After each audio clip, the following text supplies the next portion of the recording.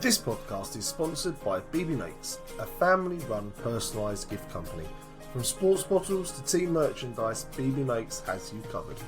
They will happily work with you to create unique designs for your perfect gift, with a wide range of products, all able to be personalised with names, quotes, pictures and much more. Head over to bbmakes.com. That's www.bebemakes.com and use the code COIS so they know that we sent you. Oh, and of course, come on you Spurs. Welcome to the Spurs News Podcast, your home for all things Tottenham Hotspur. Now, here are your hosts. Hello everybody and welcome back to a new episode of the Spurs News Podcast. I am Sam. Joining me to have some fun and frolics talking about all things Tottenham Hotspur, it's my partner in crime, it's Stefan. Good morning, afternoon and evening, depending on when you're listening to this. Yeah, how are we doing? So, see, when you've done that to me a few times on different shows, and I always think of the Truman Show when you do it. What was the name of the character in that? Jim Carrey's character? Truman, obviously, but what was it? Yeah, no idea. Do you know what? That's completely like a mind blank. I can't think of because they must refer to him by his first name. It's something. No, that's completely gone. Truman. Yep, I'm going to have to Google this now, aren't I? Yeah, if it's literally just everyone just refers to him as Truman, or that's his first name, then I've really embarrassed myself. Yeah, his name's like Truman, the TV guy, and yet he never worked it out. Yeah.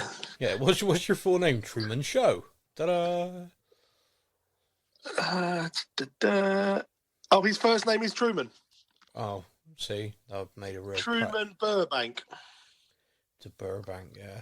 Yeah, okay, so I might just edit this all out. But anyway, that's what it makes me think of, like, what was he say? Hello, and if I don't see you, good afternoon, good evening, and good night. That's it. So, yeah. Well, there you go, kick off the podcast with a tangent. Do you know, I came into this show, so we record Fridays now, and the show comes out on a Friday. Most weeks, there has been one week where it came out on a Thursday, simply because I recorded it and edited it. I was like, it's a day early, go for it.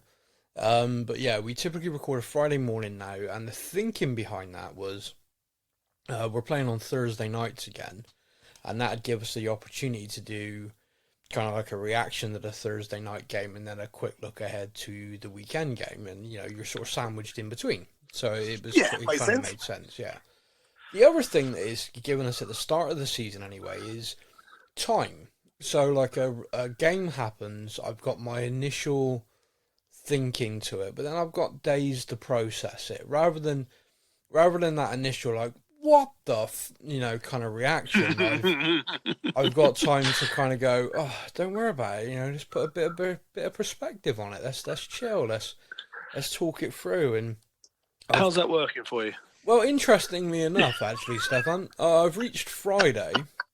The game was Sunday. Yep. And just before we hit record, I said to you, do you know what? I'm still annoyed about a few things. But we're now sponsored by this lovely family business. And so when we start our show now, rather than it just being like this kind of Rocky style intro of like, welcome to Spurs News, and I'm like getting amped, I've got this really lovely, jolly like little jingle of like, we're this lovely family-run business, and I'm like, I then can't follow that with like those So like our sponsors have basically just completely mellowed me, and I now feel like, I can't say that. And it is like you did the read for it, and it is just like this really like, we're a lovely family-run business sponsoring these nice young men at Spurs News, and I'm like, I was about to drop the C-bomb in the opening minute, and I can't now. No. I'm like, now I feel bad. So, I'm sorry. I apologise for don't. Stealing the C-bomb from you. Yeah, I feel like people listening now are like, oh, what was he gonna say? And I'm like, the world will never know. No, I can't tell you either, I'm afraid. Sorry. Yeah, the world will never know. So, We are going to start by talking about that Newcastle game, and obviously I am going to point out a few things that's a little bit frustrating. We do have a lot to talk about. We got a couple of fan questions, which we'll get to after our initial Newcastle chat. Then we're going to do a bit of a transfer window discussion. Want to talk about the charity idea I had as well, and then we'll wrap things up. I should have asked you this off air, but do you think we should do a show next week? It's the international break, but there's still quite a lot going on. Do you think people want to hear from us again next week? I mean, we did just have a big summer off, so... Yeah, I feel like we probably should. Yeah, you're probably right. And you know what we're like? We'll do something. Like, the club would do something in that time. Like, oh, mate, something insanity will happen. Yeah, like, there's no such thing as a normal week with this football club. Like, it's an international break, nothing's going on, everything's fine. Oh, what? One of the players started a coup in his country? Brilliant. Great, thanks a lot. Yeah. So, yeah, he's now president. Oh, great. Is he coming back? Yeah. We've had our international break, and during that, they've announced the European squad. So that already gives us something to talk about. So, yeah, let's see what they can do next week, and we'll do a podcast. Yeah, that's a fair point. Shite, I hadn't even put that on our list. Nah, see? Do I have to? Yeah, I should. All right. Yeah, okay. we'll talk about that. Yeah. So anyway, let's dive into it then. So the Newcastle game. Now, if you were to... so someone said this to me, right? So I'm not going to claim credit to this, but it did make me laugh. They said, if you're a football fan of any single team, you should write down, like in a sentence or a paragraph, what like if you knew, like someone said to you, oh, football's scripted, by the way. It's like World Wrestling Entertainment, WWF for us older people. It is a scripted sports thing where it's like, oh, is it real? I'm not sure, but it's scripted. Write down in one paragraph a script for your team and a football match. And it'd be funny. It'd be funny, like, how many people write, like, you know, so, like, would a Man City fan write down, we arrive, we batter them, we go home? What? You know, would that be... Erling Haaland will touch the ball 7 times, score 6, goals. Yeah. Yeah, and so it's just like, you know, what would you write? Would an Arsenal fan, perhaps depending on age, be a bit like, you know, we go, we score, we don't concede 1-0 to the Arsenal? You know, so it's like this kind of... And I was like, okay, yeah, that's quite an idea, quite a funny concept. Do you know what I'd write down? Well, go on then. This is, and for Tottenham, yeah? For Tottenham, I would write, we'd turn up to an away game. Yeah. We'd have 20 shots. Yeah. But only 6 on target. Right. We would have 66% dominant possession. Yeah. We'd make 500 passes. Yeah. And we're fairly good at our passing. So let's say 84% pass completion accurate rate. I just feel like you're reading stats and you're not really embracing the fiction aspect. No, I know these are the stats from the game, but that is the sort of thing you would put down, you know. You'd have 12 corners and you'd lose in the last couple of minutes. I mean, I don't think I'd write all of that. I mean, I don't think I'd go into like, oh, I'd have 20 shots, 6 on target. 50, I mean, I'd probably write something along the lines of, we'd show up, we'd dominate, we'd look amazing, we'd lose. We'd lose in the last That's kind of like, that's kind of where it feels. So, the Newcastle, I mean, I think that's quite a funny thing, by the way. So if anyone wants to have a crack at that and send it in, I'd love to read them. So it's got to be just like a paragraph, a couple of lines, whatever. Just, if you knew that it was scripted, how would you sum up the script for being a Tottenham fan watching a game? Mate, that's not going to be fun. It's funny. I have said it to a few people. Like I said it to a Liverpool fan. One of my best friends from school's a diehard Liverpool fan, and I said it to him, and he put back something on the lines of like, we play. I can't remember. The wording was like, we play good football, but we don't always win. And I was just like, really? Like, this is another thing as well. Is like Man United. There's this big thing at the moment about Man United. Oh, they're just in awful position, terrible. The manager's doing terrible. He should get sacked. And I keep looking at it, and I'm like, okay. Now I know every club is different, and expectations are different, you know, all of this stuff is very, very different from club to club. Yes. In the last 2 years, they've won 2 trophies. They won the League Cup, and then they won the FA Cup. Yep. I mean, I'm sort of looking at this right now. I'm looking and I'm thinking to myself, right, so Ange Postecoglou wins the League Cup this year and the FA Cup next year, and we're in the league, like we're not fighting relegation in that time. Like we're mid-table, pushing European places, but not quite pushing top four or anything. Yeah. But we are lifting trophies each season. Where, like, the difference in kind of realities, I guess, between these two clubs is holy shit, we won a trophy. He'd have a statue being built, yeah, with like its own park around it and stuff, and we'd all be over the moon. But at the same time, and I do know this because what happened under the Pochettino era, once expectations lift or once they change, it is very difficult for it to go back. Like I still feel like we got to a Champions League final, and since then we've basically just Tottenham'd it right up. But it's funny that like our fan base are like, we were at a Champions League final, therefore that's our level, and anything below that, like any player now in our squad is like, no, they're not Champions League final material. It's like, well, nor are we, mate. Like that was kind of, we haven't been for a while. Yeah, like that was a while ago now. That was 4 managers ago. So yeah. Jeez, yeah. Well, yes, if you include the interims as well, bloody hell, you got even more. Yes, yeah, that's a fair point actually. Jesus, hang on, let's do this then. So they sacked the wonderful lemon-loving Pochettino. I mentioned, great guy. Great guy. Team USA coach, just such a nice guy. Great guy. Yeah, I've always said that. I went almost Donald Trump then. You know that. That was very close. He's a great guy. I've always said he was a great guy. Anyone who said he was a lemon nonce, not me. No. That's me just upset a load of people. And anyway. Yeah. So, fuck it. Goodbye, America. Yeah. Thank you very much for sticking with me to this point. And it was my crap Donald Trump impression that pissed people off. Yeah, never talk about politics. So, but just to be clear, Trump's a dick. So, so Pochettino's over there. So when he went, we went straight to Jose. We did. When they fired Jose, we went to Ryan Mason. So that's 2. Yep. When Mason finished out the season, we don't talk about the next guy because, again, I don't think I've got the clip here. So, so we don't talk about him. So that's 3. When he went, it went straight to Conte. So that's 4. When Conte went, we went to Stellini, and then we went to Mason again. So that technically 6. And then Ange. And now Ange. So actually, yeah. So it's 7. So that was 7 managers ago. Oh, jeez.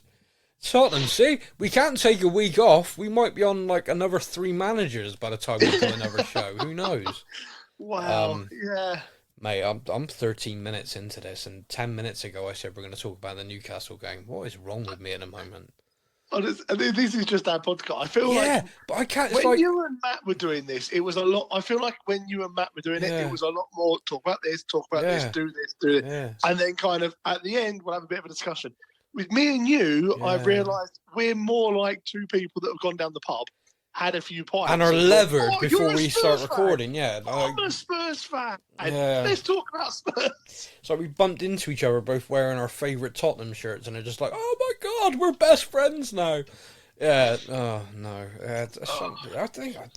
Can you develop ADHD in, like, as you get older, or is it something like... I think I have. So Clearly I can't focus anymore. I'm just like, I'll talk about this. Oh, look, Bernie!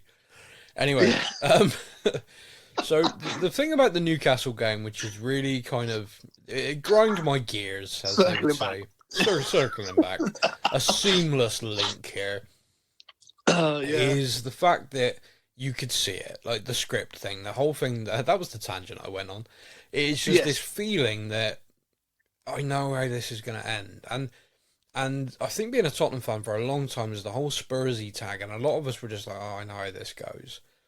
And then it happened. It went on, the more it was kind of like, we haven't scored, which only means one thing. Yeah, they're going to. So yeah, so it brought about, and this is kind of where I'm at, because it's kind of interesting to me because I'm like you, and I'm like most people. It annoyed me. Like, I was frustrated. I was pissed off. I was like, how many times am I going to watch us dominate the ball, dominate chances creation, basically do everything right, but not win.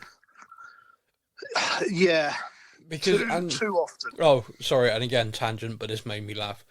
I saw someone tweet, and I read it in the wrong moment. Like, I read it when I was pissed off, so it's kind of logged in my brain. And then when I was calm a couple of days later, I thought about it again. I thought, oh, actually, yeah, that's quite funny.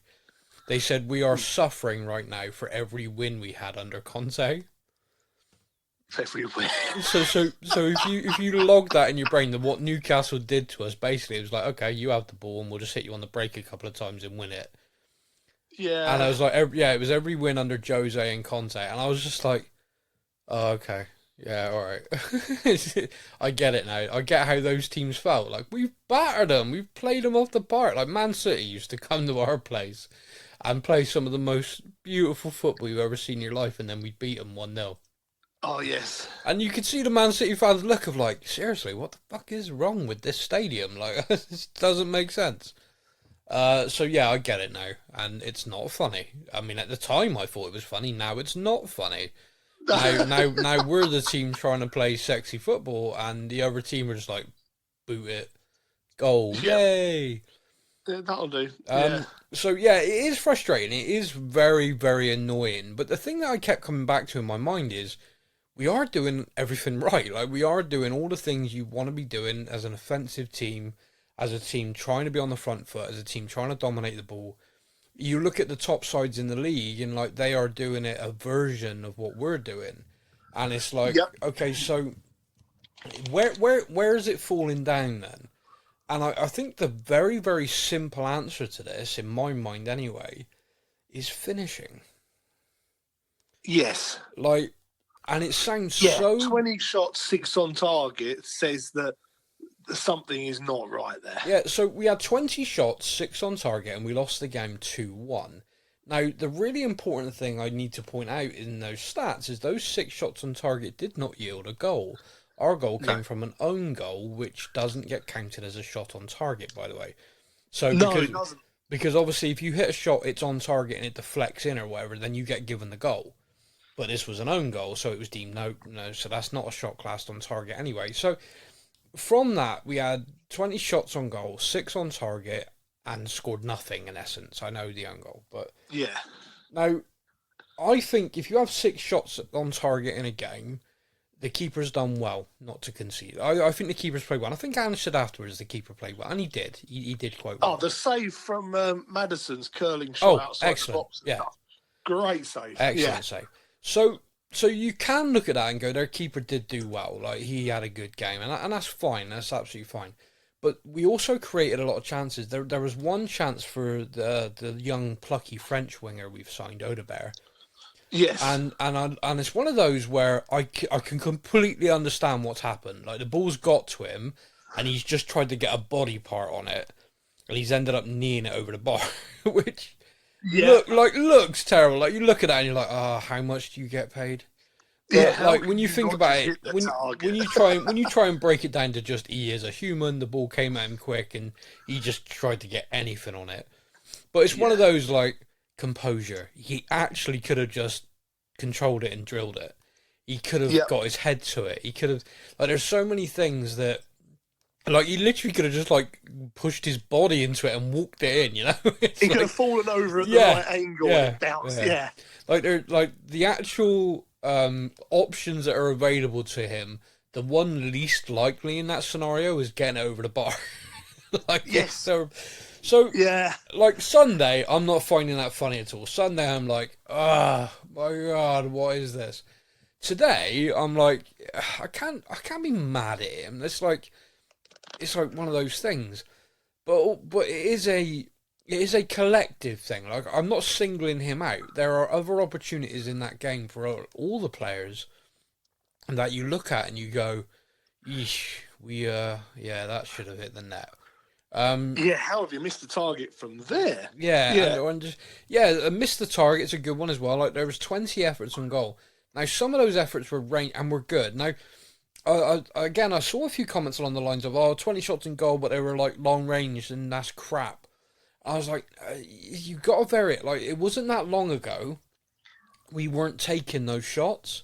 And because we never had a shot from range and we were always trying to drill it low into the box, teams really stacked the box and just defended deep.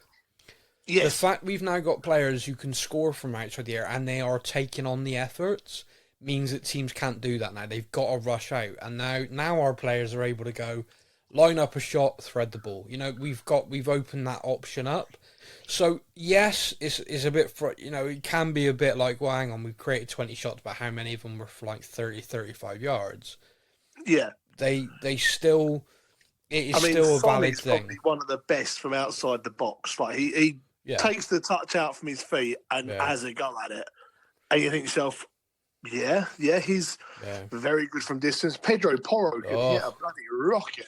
He hit a couple in that game that like went over the crossbar, but not by much. Now, and again, and the interesting thing of that is like you saw after he did that a couple of times, he never got that space again. No, they're closing him down. Yeah, like, no. Yeah. They learn, which is what good. Look, it's the Premier League. Premier League size defenders. You can be critical of people all you like, but they are going to adapt like fairly quickly. But you attack down the right for the first 20 minutes. They put an extra person down there to like, you're not doing that again, you bastards. Yeah. But the whole thing is like it's a chess game. When you do that, you open up space elsewhere. So the offensive team need to be smart. Like, okay, we're going to drag them in here. They're now closing down Pedro. So when we move the ball to him, Pedro, move it quick. Do you know what I mean? It's like you have to adapt. And we do that. And it's just, you can talk about a little bit like an element of luck. Like, that, and again, and this kind of brings it onto a wider thing about our defending and us conceding goals, because when you play this style of football, you will concede because you will leave space, and the Premier League is an unforgiving league. But when you play this style of football and you take your chances, no one gives a shit when you win a game 7-1. But when you lose a game 2-1, everyone thinks you're the worst. It's stupid. You can't defend. Now, I look at this, and again, on the Sunday, no one could have said this to me, and I'd have listened to him. I had like steam coming out my ears. I was so angry, so annoyed. There was no rational way of saying this to me. I was like, sack the Aussie bastard. No, I wasn't like that. But I was just like... It was close. I was cross. So, but the thing is like, okay, let's look at this objectively then. We're just copying Pep, mate. That's our whole philosophy, as you know.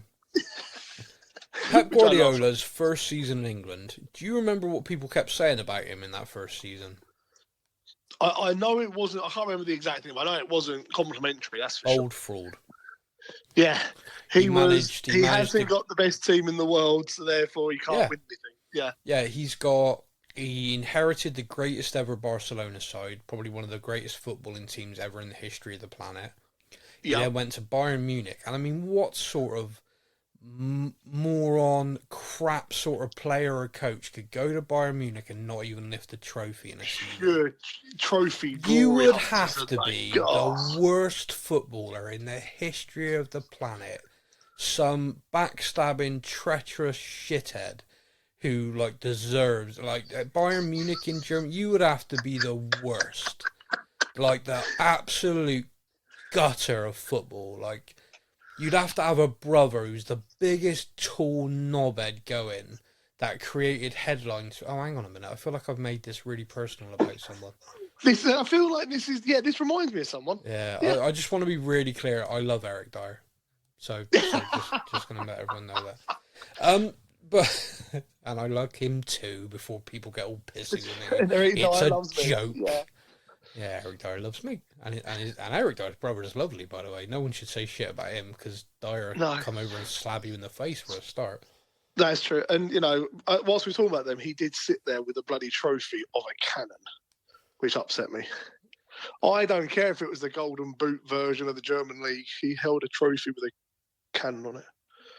Okay, right. Right. Do you feel better? Do you want to? I feel better now. Thank you. Okay. All right. I got that out. Thank you. I mean, I don't know why you brought him up. I mean, I was, don't know why that sprang to your mind. I just thought of Eric Dyer. I love Eric Dyer. Anyway, So my point is, in that first season, Pep Guardiola kept getting a lot of criticism, like, "Ha, you can't play this football in England, you idiot.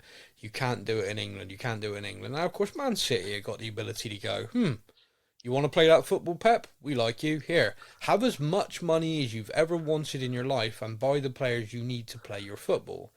Lo and behold, he did that, and the rest is history. And every season, he just adds a little bit. Or not this season, weirdly, because there appears to be some sort of looming transfer issue they have. Who knows what that is? But anyway, he did that. He bought the players he needed to play his football, and they won stuff. Pep Guardiola is a fantastic coach because he galvanises players' egos, all that kind of stuff, and gets them pulling in the same direction, and they're always hungry to win. Yes. What Ange Postecoglou is trying to do, and keep in mind that Ange Postecoglou, you can be critical of a lot of things, but in every single job he's had, whatever league he's been in, he has done it his way and he's been successful. Now, yes, you can point to the leagues and say, oh, yeah, I know, but that's that league, or that's that league, that's that league. With Pep Guardiola, you could point at him and go, yeah, you inherited the greatest ever team ever, and Spain basically only one or two teams win anyway.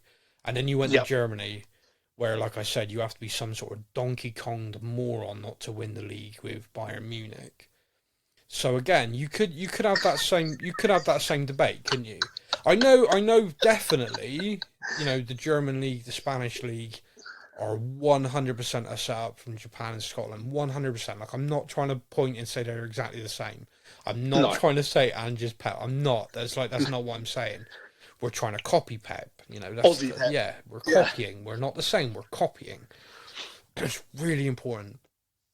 But what my point is that if you've appointed a manager who plays a certain way, which we have, this is our style. Like, this is how we play. I think one of the things that the fans need to snap out of, and I think it's because we've had it drilled into us for 4 years, is we aren't going to sit on the edge of our... And the other thing is, people have short memories, don't they? We used to defend deep and defend... Conte, the best defensive coach. Jose, the best defensive coach. We lost all the time. And, we lost all the time to play in a way that was so boring. So dull. We never left our own half. I saw someone the other day shared a stat that in 5 games under Conte in a row in the league, we had 2 players leave our own half in the entire 90 minutes. Only 2. We were so locked in to this rigid... Yeah, I remember we went 2 or 3 games without a shot on target and stuff. Yeah. Oh, it was diabolical. It was dire. It was absolutely awful. Absolutely woeful. And we're now in a position where he had to, in his first season, change the entire culture and change an aged out squad. I think I saw a list the other day of the players who have gone since he came in. And it's wow, that is an insane turnover of players. So he's adapted the whole philosophy. Last season, we definitely bought into Ange 100%. This season, we're there again, and he's tried to buy the players this time to kind of grow that, to try and be better at it, if you like, and try and increase the options that he has to be better at it. Because we had a first 11 last year playing Ange Ball that all of us looked at each other and went, wow, this is good. But the minute... we could we? Yeah. Could we? But the minute injuries came in, suspensions came in, and the other guys came in, the other guys were... the other guys were Poch era players, or Jose, the other guy, Nuno, I said it, I didn't mean to say it. Stellini, these are players that all were under them, or bought in under them, and none of them really seem to grasp Ange. There's a few players there that I look at Tottenham and I'm like, they're good football players, and at a different club, Sergio Reguilon's a decent left back. He's Premier League level without a doubt. He's European level without a doubt. He doesn't play Ange Ball. He is a fullback. Yeah. The first time Ange came in and assessed him, the player could not get it, threw a strop, and that was it. That was him done at us. That was it. Yeah. He went on loan to Man United, did really well. Went on loan to Brentford, did really well. So he's a good Premier League player.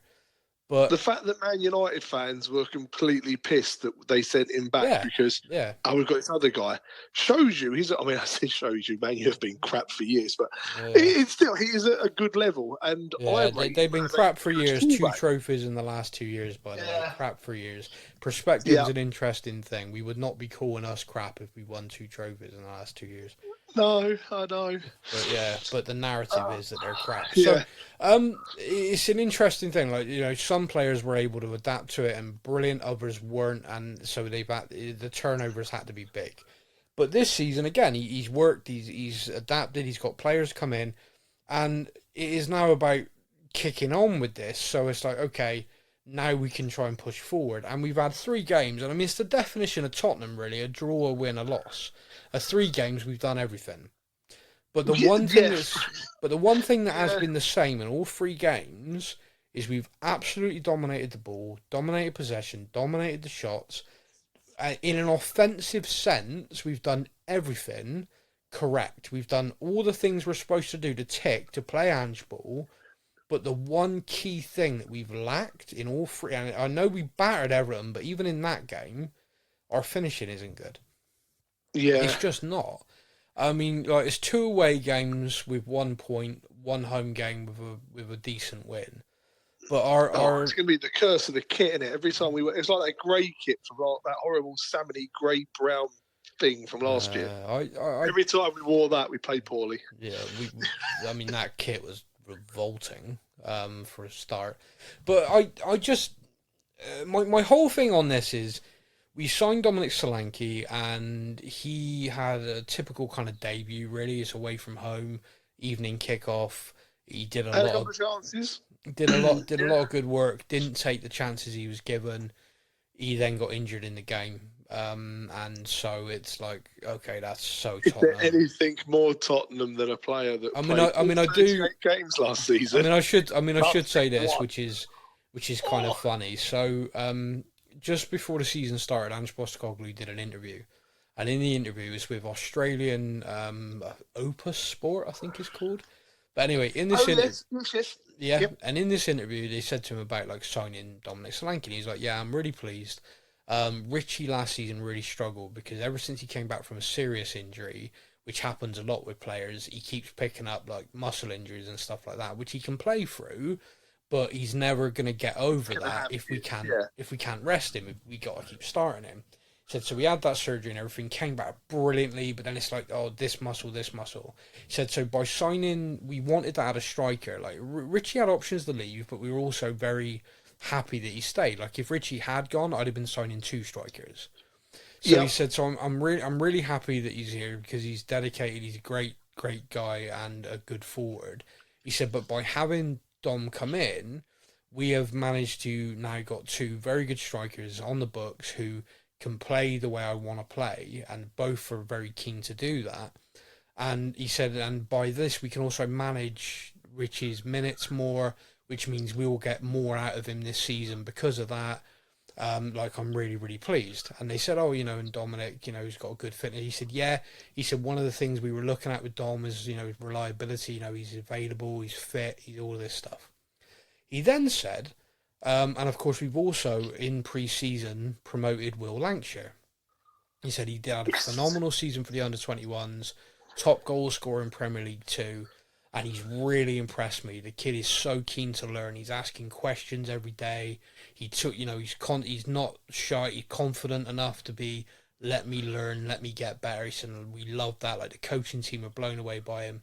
So we're not sending him out on loan. He will get minutes this season, definitely. And again, having a third striker is like, it's brilliant. I'm really happy. So going into the Newcastle game, just to sum up Tottenham for you, Dominic Solanke, who played 43 times last season for Bournemouth, picks up an injury. He went all last season uninjured. This season for us, he plays 1 game, he's out.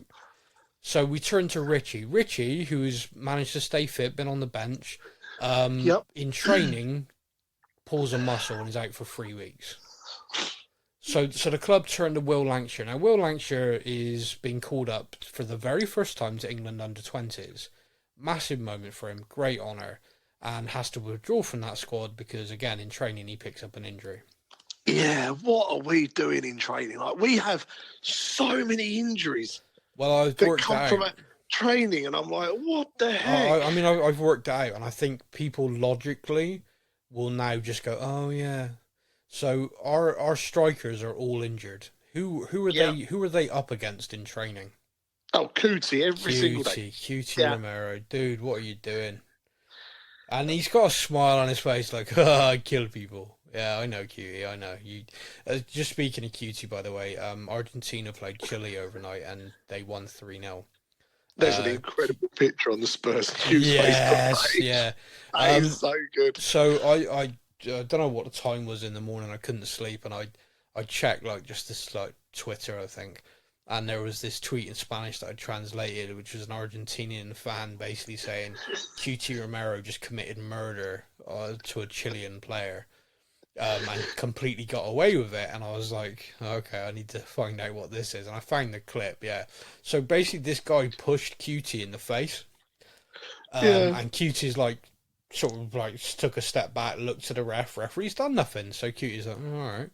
And then about 5 minutes later, the guy's got the ball coming to him. Cutie's just gone, like, took the ball, by the way, which is why he didn't end up in trouble, but in his follow through, as in essence committed a murder on the pitch, and just did his usual, stood up, looked down on him, and walked off. And it was. There's something about that guy that I just love so much. And he is really. I remember, and I know I did not like him when we first signed him. Flippity flop. And I got to be honest, the more I see this now, the more I realise I'm like, okay, actually, he is the defender we need. He's just hilarious in this stuff. And the stuff he does, I'm like, okay. Yeah. But yeah, speaking of the defenders then, and amongst this system, they are getting hammered. Like, Cutie didn't have a very good game against Newcastle. I think it's safe to say he actually looked like he struggled being moved to the left side.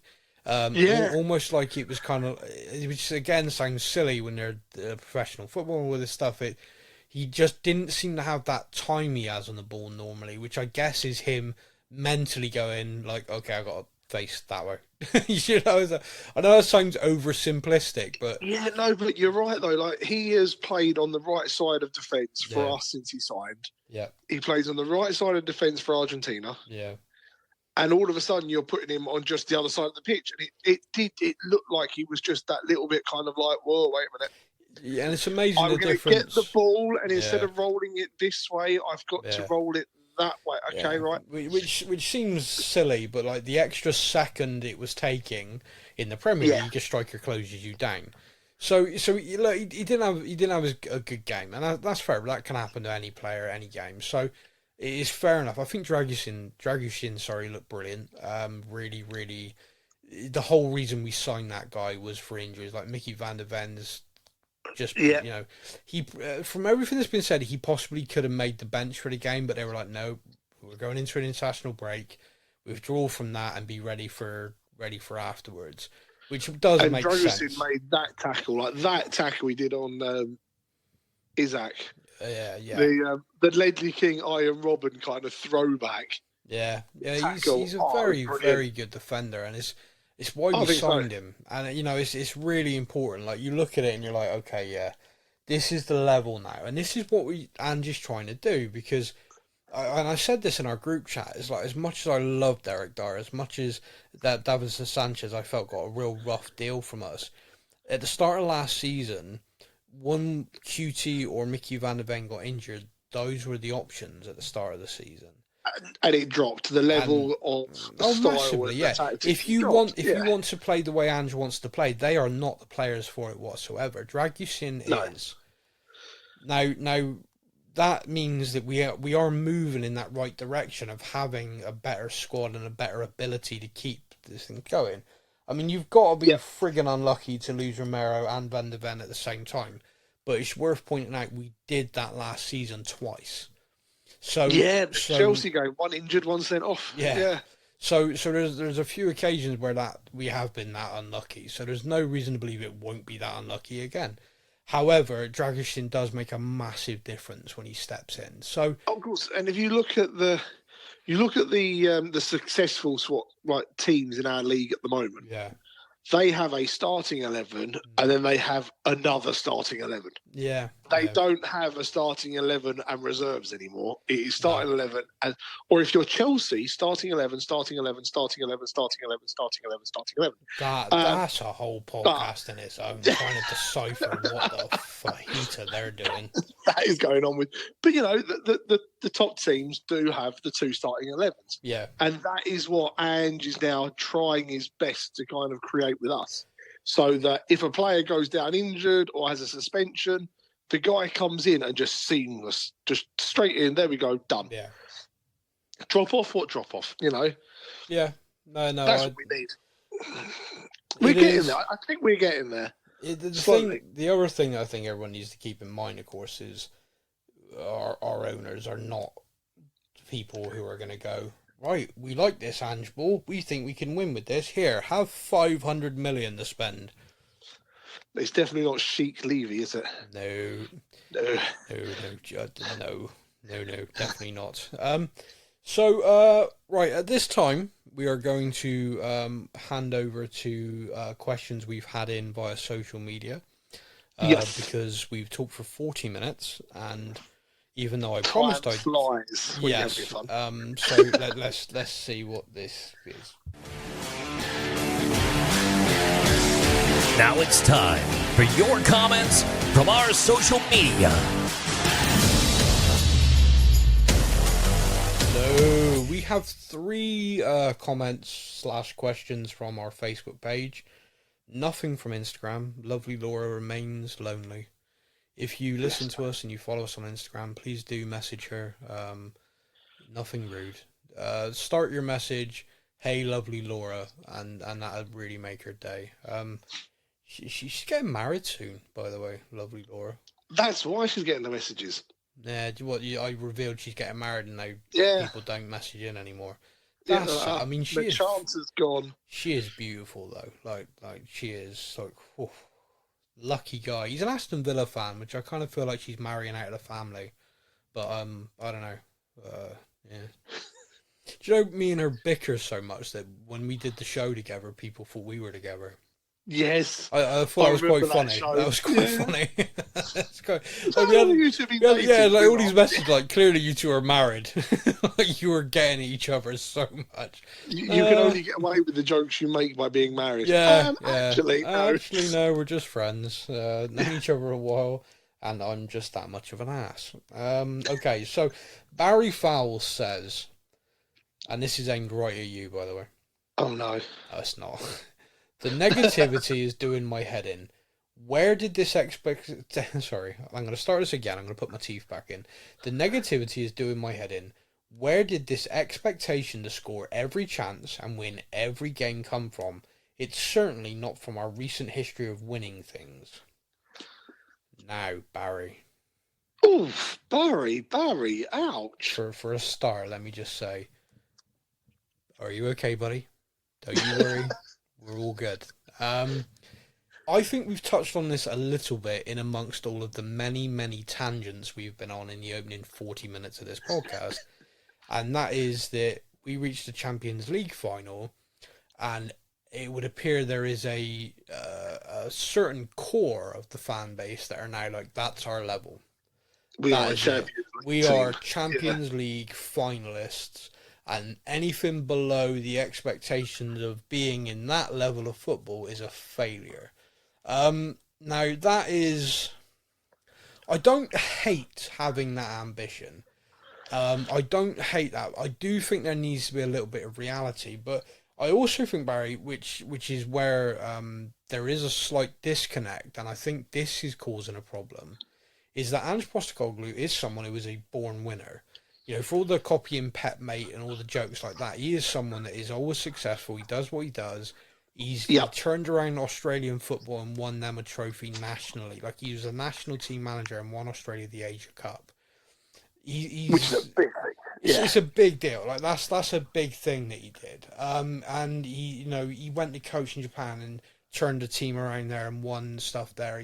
He went to Celtic when Celtic were in a massive decline. Like, their squad had left and Rangers had suddenly come back and had dominated, and he turned that around, and now, like, you just can't imagine anyone ever beating Celtic ever again. That was his work.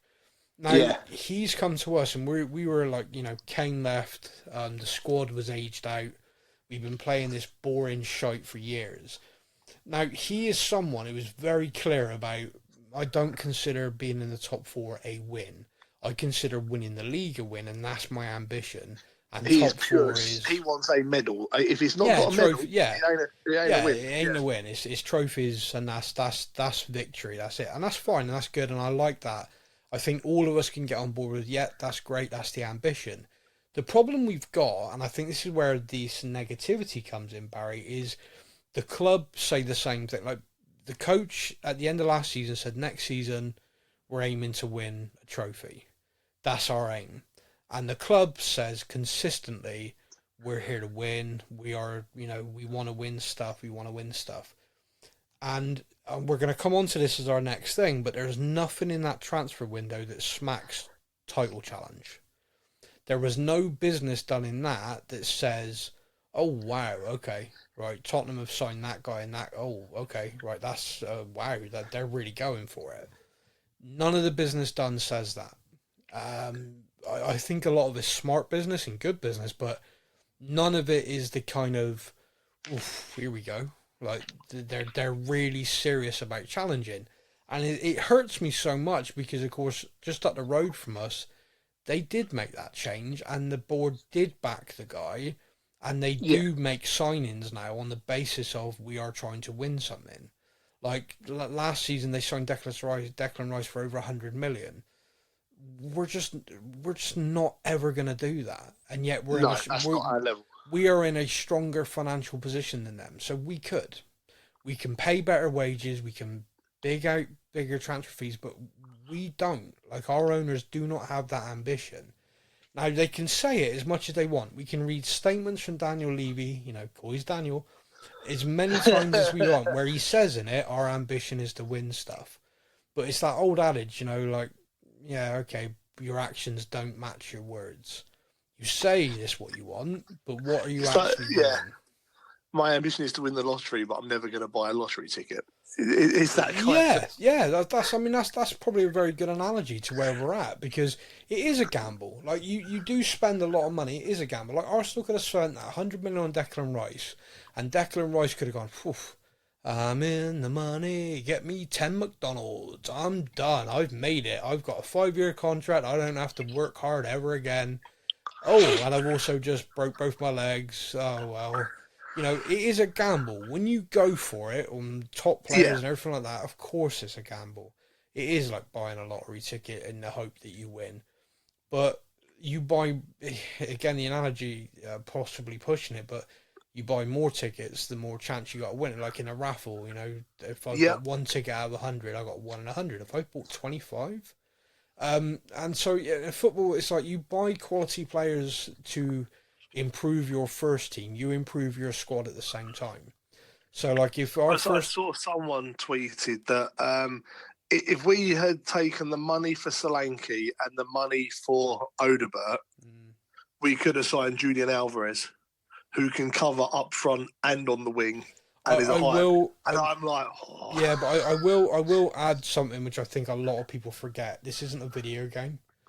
Just because you've got the money doesn't mean the player wants to join you. No, he needs to accept that I will come join for you, yeah. So it's not a case of, like, I see stuff like that all the time, like, oh, God, we could have bought Messi. I'm like, what? What planet are you on that you think, so... Yeah, he went to Miami for a free. Yeah. We could have... Yeah, it's like, come on now. This ain't Football Manager, this isn't FIFA, whatever. This is real life, and people make decisions based on a lot of things. Why do you think Alvarez left City? Do you think it's because he's fed up of winning stuff, fed up of only playing minutes here and there, because he was being integrated more last season than he was the year before? And I dare say this season he had played more as well. But he wanted to go to Spain. It's simple. Yeah. So when everyone's like, oh, why didn't we sign so-and-so? Well, maybe it's because he didn't want to be there. Maybe it's because he's fed up with the English weather. There's so many factors in people's lives and families and stuff. So... parking at Barry, I hope I've kind of done it. I think the negativity is around expectation given to us by the manager, given to us by the club in their statements, not being matched seemingly by the ambition in the transfer window, and then what is the definition of indifferent results to start the season? Yeah, I think he's pretty spot on that. Tom Perks says, how much are you looking forward to Spurs playing 3 times in 6 days? We can't afford to rest players for the League Cup after last season's Fulham, can we? No. I added the inflection on can we, because, I mean, you could do like, we can't afford it against Fulham, can we? No, I much prefer it as like, can we? Like, could we? So this again comes to this feeling of, has the squad improved? Last season, Ange Postecoglou looked at them like, oh, they're training really well, they're all working hard to play my style of football, and then he made a load of changes, and the changes that he was just like, oh, right, so you're trying to play my style of football, fair play to you, but you're not very good at it, and we've come unstuck. This season, I don't know about anyone else in pre-season, there were because of the way he did it, like a lot of the times he'd make a whole change at half-time, like, here's the first team for the first half, and here's the kids. I really enjoyed it was like the younger players had completely bought into Ange Ball more than anyone else, and it was like peak Ange Ball when all of the younger players were playing. Oh, some of the stuff they did in pre-season was great. Yeah, so there are players now, like Bergvall starting, Gray's starting, and players that are there that are very integrated with the squad that I'm kind of like, okay, yeah, that would make sense to me. It's a nightmare situation for the League Cup game. It is a nightmare situation because it's a fixture we should win and we should be able to rotate. But our history of the last however many years of rotating the side is awful. It's never gone well for us, has it? We will drop like 4 or 5 players, and the ones that come in don't always look that bad, but then everyone else around them crumbles instead. And you're kind of like, what the shit? Yeah. It's a weird thing. How much am I looking forward to 3 times in 6 days? It's the North London derby that I'm not looking for. I hate it. Yeah. It's... So I grew up, when I say grew up, no, when I was in my kind of early to mid 20s, I used to really look forward to the North London derby. That's weird. I think one of my best mates I worked with at the time was an Arsenal fan. I was a Spurs fan. There was a lot of build up to it, and it was a real good laugh and everything. And then we weren't doing that horrendously bad in them at the time. Like, we'd win a few and stuff, and it was good.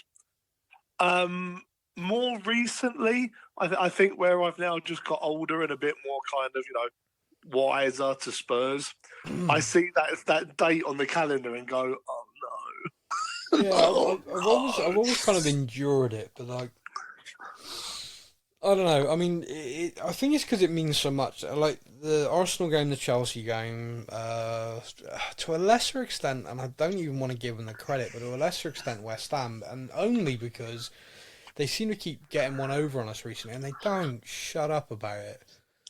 It's like, oh, really? All right, fair enough. Yeah, you beat us. Well done. It's like, yeah, okay. Oh, they fucking love it, don't they? Yeah, and that's what it is. It's fair play to them. But it's like, that's one of the only reasons why that fixture stresses me out as well, is because I have to hear about it afterwards. Yeah. Chelsea, I got a lot of Chelsea fans and Arsenal fans who just give me shit.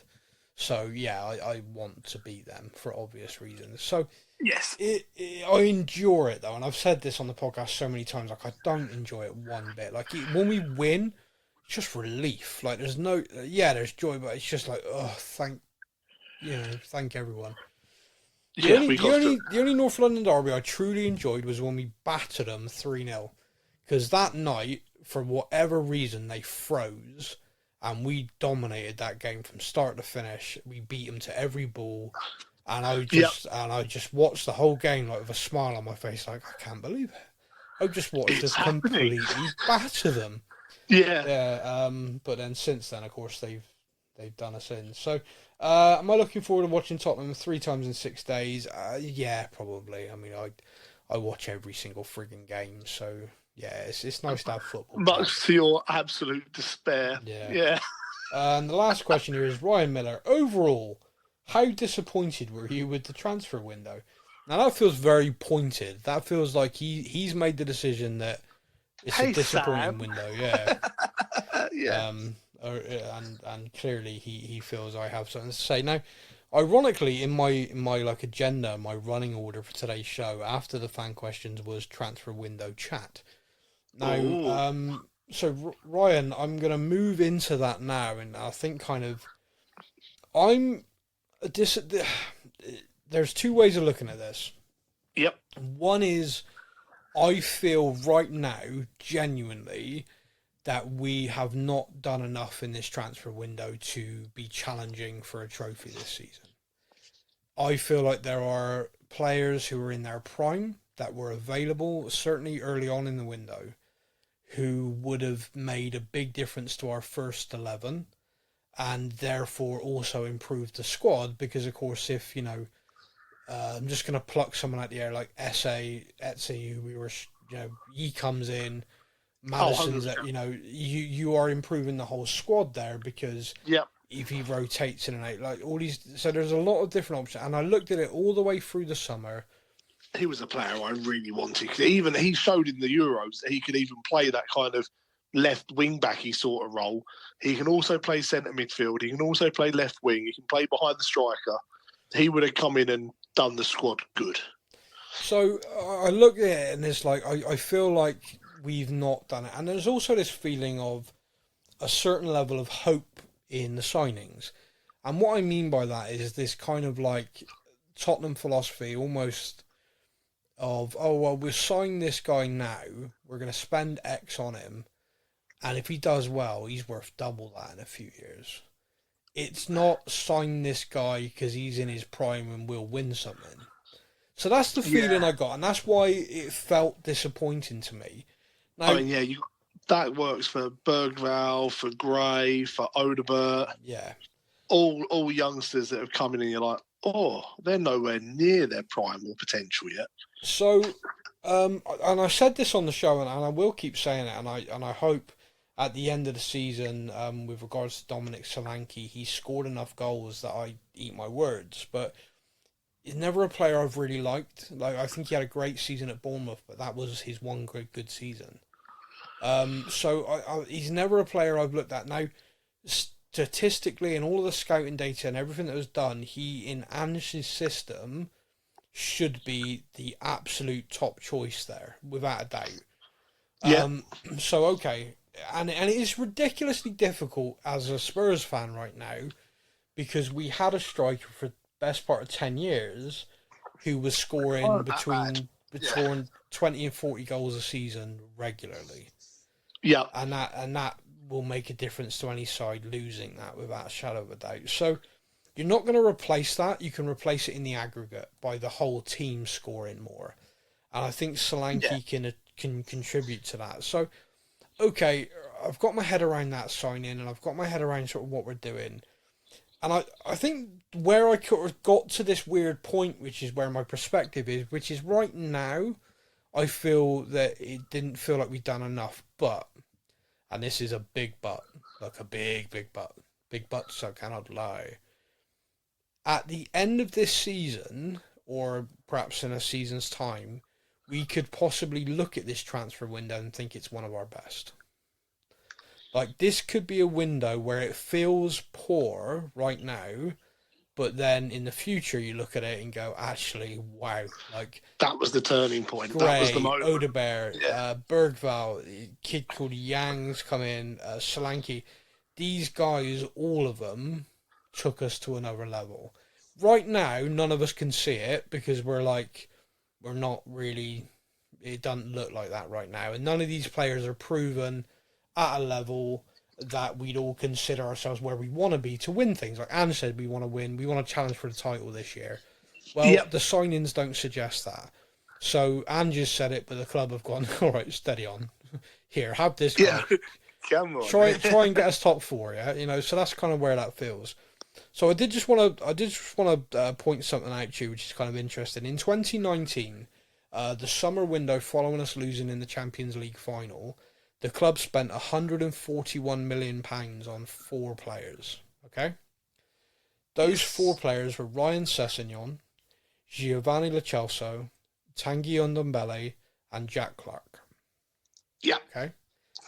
As of today, not one of those players is at the club. Giovanni Lo Celso, we basically had to find someone who would take him from us, and we ended up taking him back to the club we signed him from.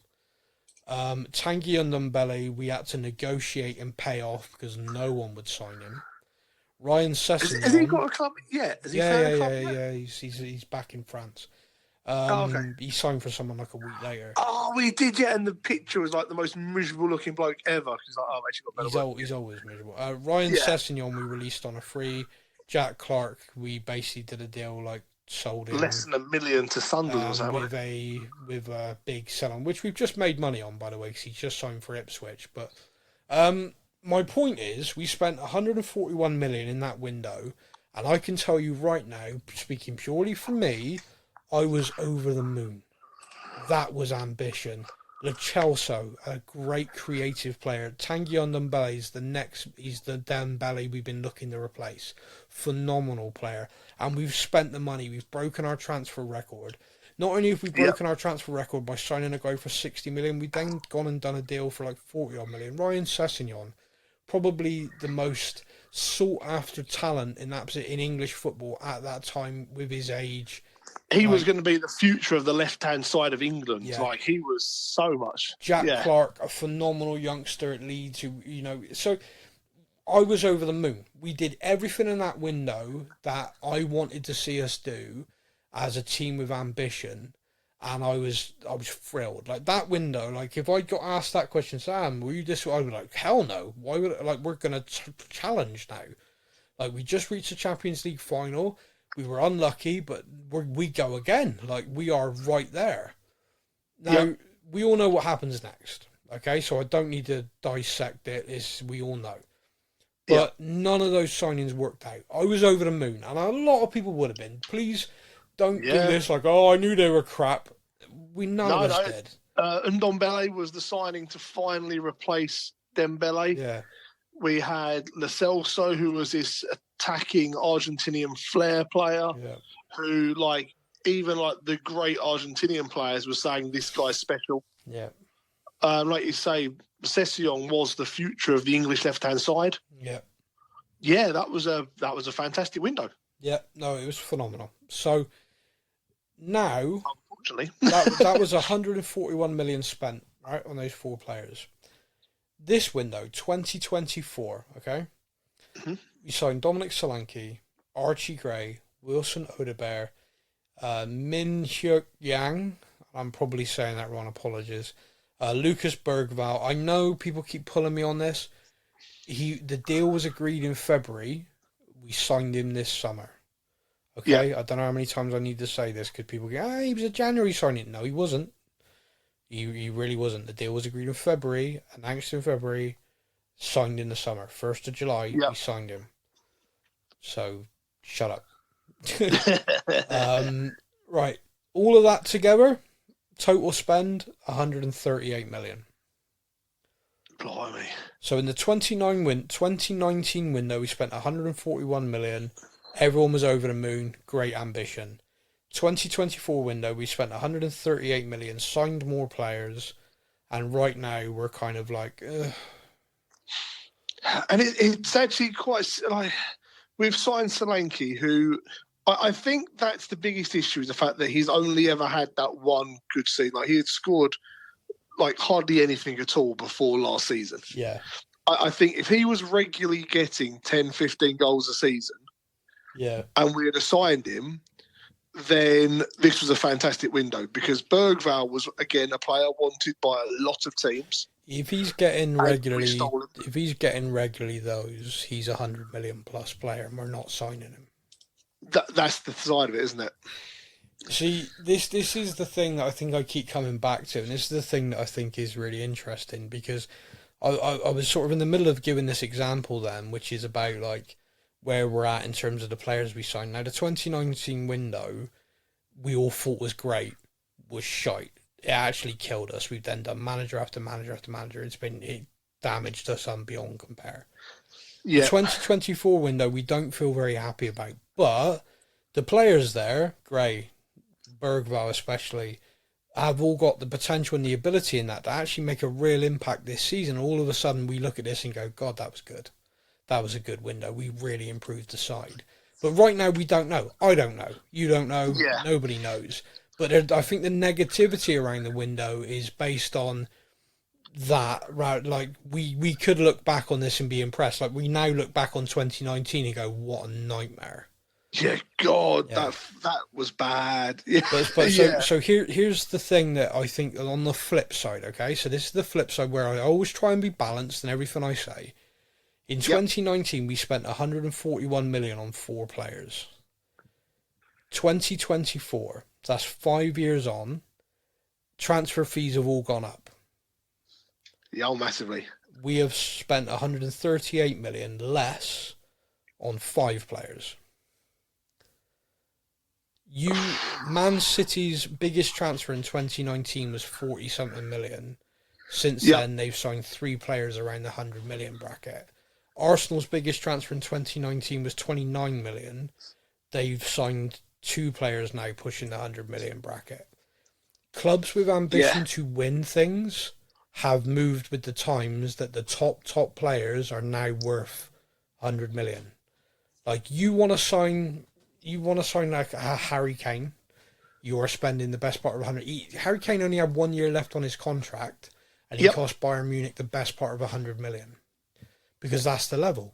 That is the amount you're paying for a player at that level. We sold him, just to be clear. Yeah. So my point on this is, we look back on the 29 window, we were great, happy at the time, absolute nightmare that caused us no end of problems. We can all look back and agree that. 2024 window, none of us really are that happy. I mean, a lot of us are kind of like, okay, yeah, we'll see how this goes. But when you do it against the stated ambition, it's not a good window.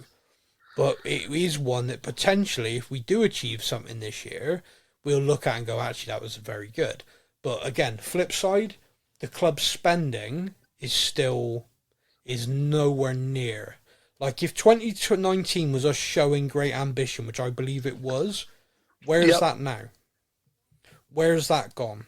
Why aren't we showing that ambition now? Is it that they don't trust the manager?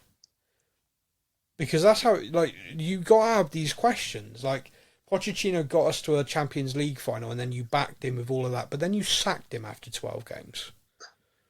And we went, 3 windows without signing anyone before that? Yeah. So, like, where's your head at? We were told as fans the stadium was a game changer in us being able to compete financially. Not all of us, by and large, a lot of us accepted COVID came out of nowhere. Of course, that's going to impact everything. Yeah. But we're well beyond that now. The stadium's generating record revenue. You only got to look at the published accounts to see that we are the financial powerhouse in this league now, from generated revenue. So where's our profit and sustainability stuff? We're laughing at the face of that. We can outspend everybody. So where's that? We talk a good game. The club constantly says we're going to do this, we're going to do this. Now they point at that 2019 window and say that's proof that spending money doesn't guarantee success. I look at that 2019 window and I say that is proof. Spending money without scouting, without having things in place properly, doesn't mean success. They looked at the Brighton model, what Brighton were doing with their scouting, and what worries me a little bit is the Brighton model is phenomenal at identifying players, coaching those players, and then selling those players. Brighton as a club now is sustainable and financially rich because of Chelsea. I know that sounds like a stupid thing to say, but you look at Brighton's books prior to them just starting to fire sell players, and then you look at them now. Like, they've managed to stay consistent. Scouting and recruitment's phenomenal. Their ability to go, this is our club identity, so we're going to appoint coaches that slot into that, not change our whole identity for a coach. The chairman's fantastic. He's already turned around and said that, like, we have this young, exciting manager. Yeah. But when he leaves, I already know the 2 people on the shortlist that will replace him. Yeah. Like, he is a fantastic chairman. But he is running that club. Like, Brighton right now are trying to push forward, which is great, but he is running that club with a mindset of, we are going to lose our manager because someone's going to take him from us. We are going to lose our best players because someone is going to take him from us. So they are working in a constant state of, okay, we've got this guy, he's great, so we now need to be scouting for the next version of him. Like, this is where we're working. At Tottenham, we, as a club, want to be, based on everything that you look around, the stadium, the training, all of this stuff, we want to be one of the top clubs that are buying players from Brighton on a regular basis. Yes. But we're not. Yep. We're not. We've changed our scouting, which I completely agree with. The overhaul was needed. 100% agree with this philosophy. But are we adopting their philosophy full stop? And this is what's worrying me. Like, you're thinking we're going down the buy to sell kind of route. Well, if you look at this right, Archie Gray cost us best part of 40 million quid. Okay, he's 18 years old. Yeah. If Archie Gray at 20, 21 years old is hitting the kind of level that he could, he is 100% over £100 million player, and he'll only have a couple of years left on his contract. If Tottenham have not moved forward in that time, and Man City comes in for him, and the player says, yeah, I want to go and win stuff, because the club are treading water, is Daniel Levy saying, no, you got to stay, we've invested in you, we want your prime years? Or does he go, I signed him for 40, I'm selling him for 140, cha-ching? Yeah, I'm making at least £60 million. And this is where having a phenomenal kind of business. So that's my worry. My worry there, you look at Odegaard, signing him for 25 million quid, he's 19 years old. He has a very high ceiling as well. He's a very tricky winger, he plays brilliant stuff. There's no way at all that if he does well for us and he achieves things in the next couple of years, his value's 50, 60 million quid. You're telling me if a club comes in for him, we're not going to be interested, well, hang on, 2 years left on your... So signing these younger... Lucas Bergvall was wanted by Barcelona as it was. If he even gets close to the ceiling, we can all see that he has. He's a £100 million player plus on his own as well. So that is Gray, Odegaard and Bergvall signed for a total 75 million quid, and just one of them could probably clear that if they hit their potential. That worries me. That not from a point of view of that's good business from our point of view, as in we've signed them, we've got them, let's develop them. But all of them are 5 years away from being in their peak years, and that's when their contracts with us expires. So we've signed these players, they're not at their peak, we're hoping to develop them, we're hoping they can contribute now, if you're good enough, you're old enough, all of that adage. But does this mean that if we don't hit these ambitions that we're saying, I don't know, it's just a weird feeling I've got at the moment, which is I like the way we've moved with our recruitment. I think it's made a massive difference in the windows we've seen already. Last season, Van der Ven, etc., Dragusin in January. We have identified and brought players in that definitely can play handball. It is a massive difference. But I do just look at this window and I'm like, I hope I look back and go, oh, we won such and such a trophy that season because of the contributions from these players. What a great window. Right now, I fear like I'm going to be looking up these figures in a few years to go, oh, look, we made 100 million profit, which is, that's not what we as fans want for this football club. We are one of the oldest, most prestigious clubs in the country, in Europe. We've done everything right in the sense of building everything up, the stadium, the training facilities. Like we need to now show that ambition, that ability to take the final step. But for me, if it isn't coming from the very top, we're just stuck. Where is it coming from? Yeah. We're just stuck. Like, Ange can take training sessions 15 times a day and give them phenomenal Churchillian speeches before every game. But if every player in that squad is always thinking, yeah, but this is a stepping stone. Like, even if they don't say it, even if they don't act like it, even if they're the most professional people in the world, in the back of their mind, they know this isn't a club that wins things. This is a club I can get noticed. We're in trouble. We need to take that step, and we need to show the ownership needs to show the squad and the fans that they are willing to take that step. And I think that's why this window feels disappointing. Because you only got to listen to players like ex-players, they've all got podcasts now. You only got to listen to them talk about, the day we signed so-and-so, the whole squad was like, oh, wow, like so-and-so's joining us. Yes. You won't, like, that's, where's that? I can tell you right now, and I don't mean this disparagingly, and I know that how this is going to come across, and if someone just clips this in isolation, I'm going to sound like a dickhead. But there isn't one player in our squad who went, Dominic Solanke. That's the title in the bag. No one did. Not one person. I know what you're saying. I imagine possibly QT Romero went, who? Oh, he played for Bournemouth. Oh, yeah, I remember him. I kicked him. Yeah, nice guy. Yeah, I don't think anyone in that squad was blown away by one signing. And when you've got genuine world-class players in QT Romero, Son Heung-min, you need to be adding to that level because you need those guys to be like to the rest of the squad, like, oh wow, we've signed so and so. Jeez, we've signed who? Wow. Yeah, this is a big thing. The whole thing needs to lift, and that whole lift, it doesn't just lift fans as exciting as signing. It doesn't just boost shirt sales and all that.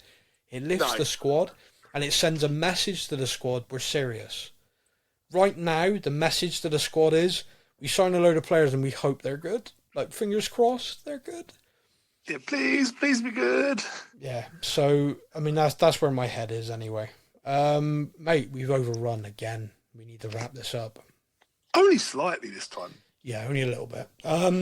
We will be back next week. There won't be a game to talk about, so we'll just dive into a few other topics, but we will be back next week. Thank you very much for everybody for listening, as always.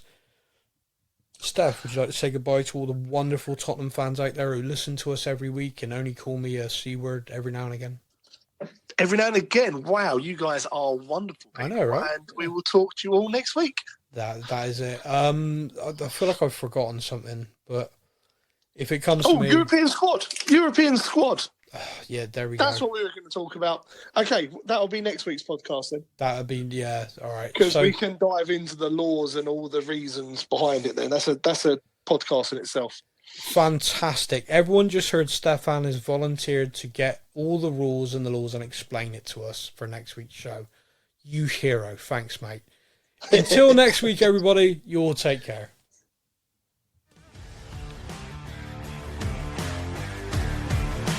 Thank you for listening to the Spurs News Podcast.